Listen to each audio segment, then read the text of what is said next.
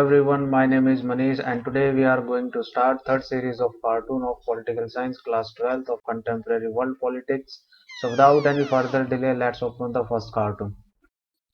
So this is our first cartoon. The first question is write the full form of the SARC. हाँ जी, तो SAARC की जो full form है वो सभी को पता है, South Asian Association for Regional Corporation. फिर नेक्स्ट क्वेश्चन है हमारा, what message is being given by the placement of seat in the cartoon with respect to India and Pakistan. अब देखो सेकंड क्वेश्चन क्या कहता है कि इस पिक्चर में जो हमें दिखाई दे रहा है इस कार्टून में पाकिस्तान और दूसरा इंडिया, इन दोनों की जो प्लेसमेंट है वो विद रिस्पेक्ट के साथ दिखाई गई है इसके अंदर। तो कह रहे ये मैसेज क्या दे रहा है, तो कहता है ये डायरेक्ट मैसेज दे रहा है अपोजिशन का। यहाँ भी क्या कहता है कि जो पाकिस्तान है और इंडिया है वो एक दूसरे के क्या है, अपोजिट है। ठीक है, मीन्स यहाँ पर भी उनके क्या जो विचार है वो मिलते नहीं है, इसीलिए जो मीटिंग के जो रिजल्ट है वो निकलता नहीं है। फिर थर्ड पॉइंट कहता है हमारा, assess the success of the SAARC in improving the relations among its member states. और वो कह रहा है कि जो सार्क के जो मेंबर्स हैं, मेंबर स्टेट है, उनके रिलेशंस इम्प्रूविंग करने के लिए, उनको सक्सेसफुल बनाने के लिए हम उनको कैसे असेस कर सकते हैं। तो कहता है SAARC provided platform to member countries to improve their trade relations and corporations through cultural and international participation। अब देखो सार्क क्या करता है, इसके जितने भी मेंबर कंट्रीज हैं उनको एक प्लेटफॉर्म प्रोवाइड करता है ताकि वो अपने ट्रेड रिलेशंस और जो कॉपरेशन है उनको वो क्या कर सके, इम्प्रूव कर सके। किसके थ्रू, कल्चरल के थ्रू और इंटरनेशनल पार्टिसिपेशन के थ्रू। ठीक है, जितने भी मेंबर्स है एक दूसरे में ट्रेड के थ्रू और कल्चर के थ्रू वो क्या करेंगे, पार्टिसिपेट करेंगे, जिससे उनके जो भी रिलेशन है वो क्या होंगे, इम्प्रूव होंगे। ठीक है, now we will talk about the second cartoon. What does the cartoon represent, ये कार्टून क्या रिप्रेजेंट करता है। It represent role of UN. अब देखो ये क्या रिप्रेजेंट कर रहा है, यूनाइटेड नेशन का जो रोल है उसका वो रिप्रेजेंट कर रहा है कि जब लेबनान के ऊपर इजरायली फोर्सेस ने अटैक किया तो यूएन ने उनको ऊपर कैसे रिस्पॉन्स दिया। ठीक है, तो यही वो क्या कर रहा है, यूनाइटेड नेशन का रोल दिखा रहा है। फिर सेकंड कार्टून कहता है who is the person being commented in the cartoon. अब देखो कार्टून में ये जो पर्सन को दिखाई दे रहा है ये कौन है, ये द यूएन सेक्रेटरी जनरल। अब देखो ये यूएन का सेक्रेटरी जनरल है जो कि इस कार्टून में शो हो रहा है।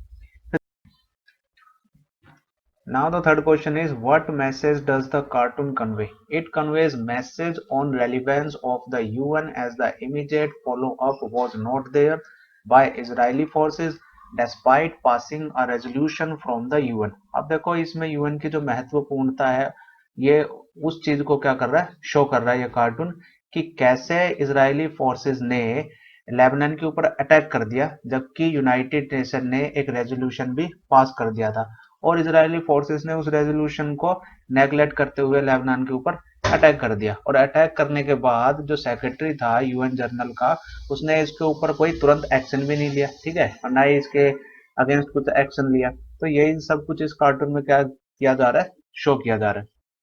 सो next cartoon is what does the cartoon represent, यानी इस कार्टून में क्या चीज शो कर रही है, क्या चीज मरती हुई दिखाई गई है। तो कहता है a humanitarian crisis in Darfur Sudan. अब देखो सुडान में एक ह्यूमैनिटेरियन क्राइसिस हुई थी डरफर के अंदर, उसी चीज को इस कार्टून के अंदर दिखाया गया है। ठीक है, फिर नेक्स्ट क्वेश्चन कहता है what type of crisis does the cartoon show, यानी किस टाइप का जो क्राइसिस है इस कार्टून के अंदर शो कर रहा है। तो इसमें कार्टून में आप देख सकते हो भी स्टारवेशन, भुखमरी दिखा रखी है, जेनोसाइड यानी मारकाट दिखा रखी है, हॉरर यानी काफी भयानक स्थिति इस कार्टून के अंदर दिखाई गई है। और ये सारी सब कुछ है सूडान के अंदर, डरफर के अंदर। फिर नेक्स्ट क्वेश्चन कहता है what message does the cartoon convey, कि ये जो कार्टून है ये क्या मैसेज देता है, इसके अंदर क्या मैसेज है। तो आंसर है big helping of words only because during these crisis. अब कह रहा है शब्दों की एक बड़ी मदद इसके अंदर दिखाई गई है कि वो डिमांड कर रहे हैं कि भाई हमारी हमें हेल्प चाहिए, वो भी बड़े पैमाने पर। Only because during this crisis, वो भी इन क्राइसिस के समय केवल। The international organisation perform debate speeches on this but no actual aid और support was reach to people. अब ये कह रहा है कि जितने भी इंटरनेशनल ऑर्गेनाइजेशन है वो बड़ी बड़ी लेवल पर क्या करते हैं, भाषण करते हैं। ठीक है, और डिबेट करते हैं, स्पीच देते हैं, बट इन लोगों के पास वो क्या नहीं करते, ना तो असल में कोई सहायता प्रदान कर रहे हैं, ना ही वो किसी तरह की उनको वो सपोर्ट कर रहे हैं। और next cartoon is what does the cartoon represent, कि इस कार्टून में क्या चीजें दिखाई जा रही हैं। पहला कहता है कि the movement of peace keeping force, इस कार्टून में किस चीज का मूवमेंट दिखा रखा है, पीस कीपिंग फोर्स का, ठीक है। और ये पीस कीपिंग फोर्स क्या है, एक आर्मी है यूएन यूनाइटेड नेशन ऑर्गेनाइजेशन की। That is pigeon a symbol of peace, जिसमें जो ये कबूतर दिखाई दे रहा है ये किस चीज का सिंबल है, ये पीस का यानी शांति का। And an army personnel is flying it, और जो आर्मी है जो कि एक पर्सनल आर्मी है किसकी, यूनाइटेड नेशन की, वो इसको क्या करता है, कंट्रोल करता है। फिर कहता है what does the pigeon and man with good symbolise, कि जो इस कार्टून के अंदर जो कबूतर दिखाई दे रहा है आपको, ये जो आदमी इसके ऊपर बैठा हुआ है आर्मी का, ये किस चीज का संकेत दे रहा है। कहता पिजन तो सिंबलाइज है भाई पीस का, शांति का, ठीक है। At a place where threat has occur, ठीक है, और ये वहां पर शांति को एस्टेब्लिश करता है जहां पर मतलब खतरा होता है। सपोज फॉर एग्जाम्पल किसी दो कंट्रीज के अंदर भाई झगड़ा हो गया, तो यूनाइटेड नेशन क्या करेगी भाई, अपना जो पीस कीपिंग फोर्स है उसको वहां पर भेजकर वहां पर शांति यानी पीस को एस्टेब्लिश कराएगी। फिर थर्ड आता है what message does the cartoon convey, कि इस कार्टून में जो मैसेज दिया हुआ है वो किस चीज को, क्या मैसेज देता है, क्या इस कार्टून ने क्या कन्वे कर रखा है। तो कहता है कि peace keeping force are also suppose to bear arm to initiate peace, कि जो पीस कीपिंग फोर्स है वो जो आर्म है उनको भी वो प्रोड्यूस करती है, जिनके थ्रू वो पीस को क्या करते हैं, एस्टेब्लिश करने का काम करते हैं, ठीक है। तो ये चीज भी इसके अंदर शो कर रही है, यही मैसेज ये कार्टून कन्वे कर रखा है इसने, ठीक है। I hope everything is clear to all. So next cartoon is the first question कहता है कि व्हाट इज इट, ये है क्या। It is the logo of the world trade organization, ये वर्ल्ड ट्रेड ऑर्गेनाइजेशन का क्या है, ये लोगो है। फिर नेक्स्ट क्वेश्चन कहता है हमारा describe its role in brief, यानी जो वर्ल्ड ट्रेड ऑर्गेनाइजेशन का रोल है उसको आपने क्या करना है, डिस्क्राइब करना है। तो आंसर है इसका it is a global interaction organization. देखो ये ग्लोबल लेवल पर जो इंटरेक्शन कराती है वो ऑर्गेनाइजेशन है, and dealing with the rules of trade between the Nations, और ये डील कराती है नेशंस की रूल के बेसिस पर, ठीक है, कि वो भी ट्रेड कर सकते हैं एक दूसरे की कंट्रीज में with rules. Now the third question is write some of the impacts made by it on Indian economy, यानी कुछ impact जो कि इंडियन इकोनॉमी के ऊपर पड़े हैं वो क्या क्या है। तो फर्स्ट इम्पैक्ट कहता है it provides an opportunity on Indian for trading with other countries. अब देखो इसने इंडियन को काफी अच्छी अपॉर्चुनिटी प्रोवाइड करी है जिससे वो क्या कर सकते हैं, दूसरी कंट्रीज के साथ ट्रेड कर सकते हैं, व्यापार कर सकते हैं। फिर सेकंड कहता है India is getting much benefit because important share of the world is taking place among the developed countries themselves. अब इंडिया को भी इससे बहुत ज्यादा क्या हो रहा है, बेनिफिट हो रहा है, फायदा हो रहा है, क्योंकि इसका जो इंपॉर्टेंट शेयर है वर्ल्ड के अंदर वो भी अपना स्थान ले रहा है डेवलपिंग कंट्रीज के बीच में, ठीक है। एंड थर्ड पॉइंट कहता है technology from other countries will be available, यानी जो दूसरी कंट्री से जो टेक्नोलॉजी है वो भी इंडिया में अवेलेबल हो रही है, वो भी कम प्राइस पर। So our next cartoon is first question कहता है what does the cartoon represent, कि इस कार्टून में क्या चीज रिप्रेजेंट कर रही है। तो कहता है the cartoon represent the methods adopted by industrialized countries to fulfill their essentials from weaker sections. अब ये कार्टून ये शो कर रहा है कि कैसे इंडस्ट्रियलाइज्ड कंट्रीज ने ऐसे मेथड अडॉप्ट किए वीकर सेक्शन से, ताकि वो अपनी जो एसेंशियल है यानी जरूरत की चीजों को है वो उनको फुलफिल कर सके। फिर कहता है which countries are being shown here, कि कौन कौन सी कंट्रीज इसके अंदर शो कर रही है। अब इसमें कहता है the stronger country like the USA, इसके कार्टून के अंदर जो एग्जांपल दिया गया है वो यूएसए को शो कर रहा है जो कि एक स्ट्रॉन्ग कंट्री है। And the weaker nation like Iraq, और जो वीकर सेक्शन दिखाया गया है वो किसको रिप्रेजेंट कर रहा है, इराक को। फॉर एग्जाम्पल जैसे यूएसए ने इराक के ऊपर अटैक किया था, ठीक है, यूएसए यहाँ पर स्ट्रॉन्ग कंट्री है एंड इराक यहाँ पर वीक नेशन है। और यूएसए ने जो इराक के रिसोर्सेज थे, यानी इराक के अंदर जो इम्पोर्टेंट रिसोर्सेज क्या थे, ऑयल थे, ठीक है, जो तेल के कुएं थे उनको उसने ऑक्यूपाइड करने के लिए अटैक कर दिया था। फिर थर्ड क्वेश्चन कहता है what message does this picture convey, कि ये जो पिक्चर है ये क्या मैसेज है, क्या मैसेज देती है।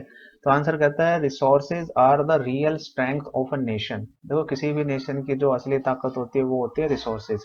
And neo colonialism play politics to obtain it, और जो नियो कॉलोनियलिज्म है वो पॉलिटिक्स खेलती है इन चीजों को यूज करने के लिए, प्राप्त करने के लिए। अब नियो कॉलोनियलिज्म क्या होता है, देखो कोई भी कंट्री अपनी इकोनॉमिक पॉलिटिकल एंड कल्चरल या फिर किसी दूसरे तरीके का प्रेशर यूज करके किसी दूसरी कंट्री को क्या करना, इन्फ्लुएंस करना या फिर उसको कंट्रोल करना, इस प्रोसेस को हम क्या बोलते हैं, नियो कॉलोनियलिज्म बोलते हैं। So our next cartoon is first question कहता है read the cartoon below and write a short note in favour or against the connection between war and terrorism depicted in this cartoon. इसमें कहता है कि एक short note लिखना आपने favour में या फिर अगेंस्ट में, और किसके ऊपर लिखना है कि जो वॉर और टेररिज्म के बीच में जो कनेक्शन इस कार्टून के अंदर दिखाया गया है उसके फेवर या अगेंस्ट में आपने लिखना है।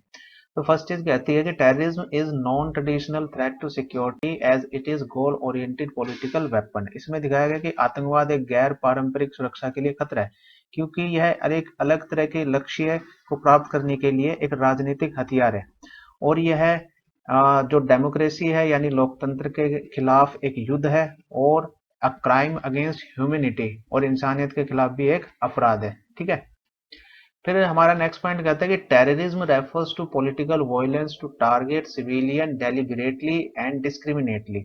यानी आतंकवाद का जो उद्देश्य है राजनीतिक हिंसा को नागरिकों को जानबूझकर और बिना किसी भेदभाव के क्या बनाती है, निशाना बनाती है।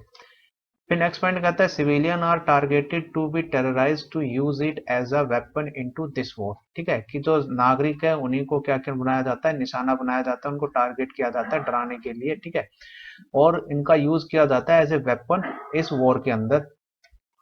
फिर नेक्स्ट पॉइंट कहता है even the US super power could not escape itself from terrorism. यहाँ तक कि यूएस जो कि एक सुपर पावर है वर्ल्ड के अंदर, वो भी इससे बच नहीं पाई है आतंकवाद से। It became a global phenomena, और यह अब क्या बन चुकी है, ग्लोबल फिनोमिना बन चुकी है। That is terrorist attack on world trade tower on 11 सितंबर 2001। जैसा कि सभी को पता है कि भाई 2001 11 सितंबर को क्या कर दिया था, टेररिस्ट हमला हुआ था वर्ल्ड ट्रेड सेंटर के ऊपर, जो कि अमेरिका की एक काफी मशहूर बिल्डिंग थी। ठीक है, so this was all about this cartoon. So our next cartoon is what does the card picture represent, कि ये जो पिक्चर है क्या रिप्रेजेंट करती है। It represent industrial pollution. देखो इंडस्ट्रियल पोल्यूशन को ये पिक्चर रिप्रेजेंट कर रही है, कमेंटिंग ऑन ग्लोबल वार्मिंग, और ये कमेंट भी मार रही है ग्लोबल वार्मिंग को लेकर कि कैसे जो इंडस्ट्रियल पोल्यूशन ग्लोबल वार्मिंग का एक सबसे बड़ा कारण बन रही है। सेकेंड क्वेश्चन कहता है why do you think the fingers are design like chimneys and world made into a lighter. अब ये कह रहा है कि आपको ऐसा क्यों लगता है कि जो फिंगर्स है उनको चिमनी के रूप में डिजाइन किया गया है, एंड जो वर्ल्ड को एज ए लाइटर के रूप में क्यों दिखाया गया है। तो कहता है fingers denote pollution coming out of the chimneys from industries. अब ये जो फिंगर है ये किस चीज को डिनोट कर रही है, जो इंडस्ट्री से जो पोल्यूशन बाहर आ रहा है चिमनियों से, ये उस चीज को क्या कर रही है, शो कर रही है। ठीक है, and the lighter represent burning and depleting of natural resources, और जो लाइटर है वो जो नेचुरल रिसोर्सेज का जलना और उसका घटना, वो चीज क्या कर रहा है, ये रिप्रेजेंट कर रहा है। फिर थर्ड क्वेश्चन कहता है what message does this picture convey, कि ये जो पिक्चर है क्या मैसेज देती है। This picture drawers the attention of the world towards industrial pollution. ये पिक्चर लोगों का ध्यान खींचना चाहती है वर्ल्ड का, किसकी तरफ, इंडस्ट्रियल पोल्यूशन की तरफ, जो कि ग्लोबल वार्मिंग के लिए क्या बन रहा है, एक कारण बन रहा है। ठीक है, इफ इट कंटिन्यूज ऑन, लेकिन अगर ये लगातार रहा, कंटिन्यू रहा, तो जो फ्लोरा एंड फोना है will be depleted which will create an imbalance to ecosystem। अगर ये कंटिन्यू रहा तो जो फ्लोरा एंड फोना है वो डिप्लीट हो जाएगा, यानी घटना शुरू हो जाएगा, और ये क्या क्रिएट कर देगा, इकोसिस्टम में इम्बैलेंस क्रिएट कर देगा। ठीक है, जो कि ग्लोबल वार्मिंग के लिए क्या है, एक बहुत बड़ा खतरा है। So this was all about this cartoon. So our next cartoon is, first question कहता है what does the cartoon represent, ये कार्टून क्या रिप्रेजेंट कर रहा है।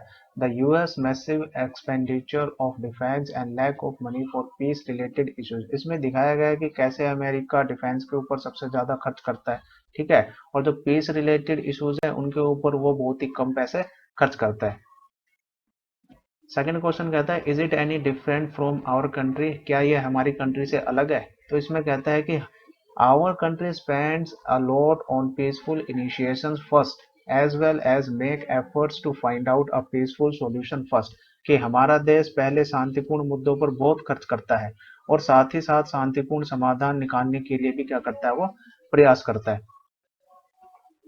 Third question is what message does this cartoon conveys, कि ये जो कार्टून है क्या मैसेज देता है। This cartoon conveys message that the countries are ready to spend on military rather than on peaceful initiations, कि ये जो देश हैं वो पीसफुल चीजों के ऊपर खर्च करने की बजाय मिलिट्री और डिफेंस के ऊपर खर्च करने के लिए क्या रहते हैं, ये रेडी रहते हैं, हमेशा तैयार रहते हैं। So our next cartoon is what does the cartoon comment, कि ये कार्टून किस चीज को लेकर कमेंट कर रहा है। Cartoon comments on the changing scenario due to globalization. अब देखो कार्टून कमेंट कर रहा है ग्लोबलाइजेशन की वजह से जो सिनेरियो चेंज हो रहा है उस चीज के ऊपर ये क्या कर रहा है, कमेंट कर रहा है। सेकंड क्वेश्चन कहता है what is referred under the title yesterday, यानी जो पहली पिक्चर में यस्टरडे शो कर रहा है ऊपर यहाँ पर ये, ठीक है, ये किस चीज को रेफर कर रहा है, किसके अंडर रेफर कर रहा है, क्या टाइटल शो कर रहा है ये, तो कहता है it refers to earlier condition of developing countries who were starving due to less growth in their economy. ये देखो जो डेवलपिंग कंट्रीज है उनकी कंडीशंस को रेफर कर रहा है कि उनकी जो पहली जो कंडीशन थी, who were starving due to less growth in their economy, और जो कि भूखे मर रहे हैं अपनी कंट्री की कम इकोनॉमिक ग्रोथ की वजह से, ठीक है। जैसा कि यहाँ पर लिखा हुआ है यस्टरडे में कि finish your dinner there are people in China and India who are starving. देखा कि चाइना और इंडिया क्या है, डेवलपिंग कंट्रीज है। तो ये जो लेडीज है ये अपने बच्चों को कह रही है कि भाई जल्दी से अपना खाना खत्म कर लो, क्योंकि चाइना और इंडिया में बहुत सारे लोग हैं जिन्हें खाना मिलता ही नहीं है, वो भूखे मर रहे हैं। फिर नेक्स्ट आता है what message does the title today's convey, कि ये जो कार्टून है इसके अंदर जो टुडे वाले सीन में क्या ये जो है क्या क्या मैसेज कन्वे कर रहा है, क्या मैसेज दे रहा है। तो इसमें कहता है finish your homework there are people in China and India who are starving for your job. इसमें कहता है कि अपना होमवर्क जल्दी से खत्म कर लो, और क्योंकि बहुत सारे लोग हैं चाइना और इंडिया के अंदर वो जॉब के लिए भी भूखे मर रहे हैं।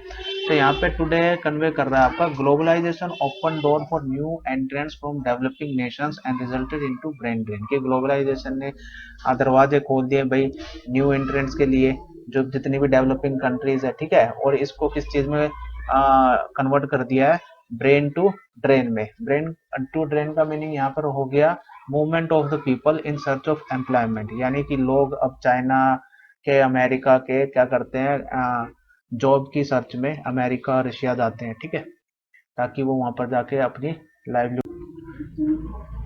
सो this was all about today's lecture, I hope everything is clear to all. इस लेक्चर का हमने जो पीपीटी का लिंक है वो डिस्क्रिप्शन बॉक्स में दे दिया है, आप इसे वहां जाकर देख सकते हैं। Till then good bye.